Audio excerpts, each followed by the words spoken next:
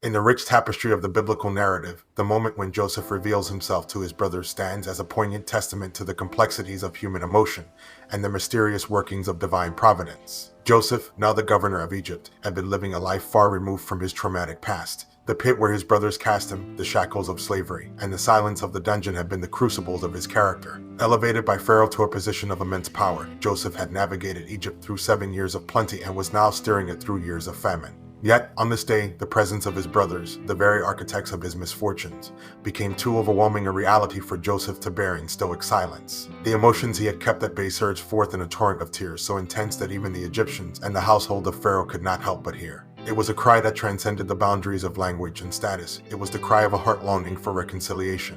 He dismissed his Egyptian attendants, desiring privacy for a moment that would etch itself into the annals of his family's history. "I am Joseph," he declared, his voice a mixture of authority and vulnerability. His brothers were paralyzed by shock and fear. The brother they had betrayed was now the ruler of the land, holding their fates in his hands. Joseph beckoned them closer, and in an intimate confession, he laid bare the divine narrative at work. "Do not be distressed, for God sent me ahead of you to preserve life." Joseph reframed their treachery as part of a greater plan, not to absolve them, but to elevate the conversation from human schemes to divine strategy. He spoke of the ongoing famine with the foresight of a leader and the concern of a brother, revealing that it was not retribution he sought but the preservation of his family. He urged them to hasten back to their father, Jacob, to deliver news of his survival and position, and to bring their father to Egypt. Joseph promised them land and sustenance, not just for the remaining years of famine, but a new beginning.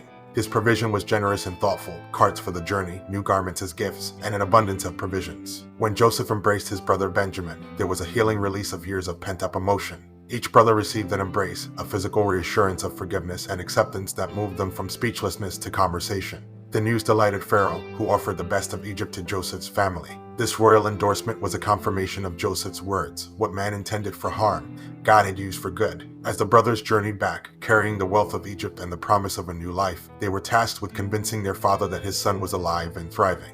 Jacob, whose life had been marred by grief, was initially incredulous. Yet, as the reality of Joseph's words and the evidence of Egypt's riches became undeniable, hope rekindled in his heart. With the simple, profound declaration, "Joseph, my son, is still alive," Jacob's spirit was revived, and he resolved to see his son once more. This narrative is a story of restoration and redemption, a testament to the enduring bond of family, and a reflection on the sovereignty of God. It's a story that carries the weight of history and the hope of tomorrow, a narrative that continues to inspire and resonate with many even today.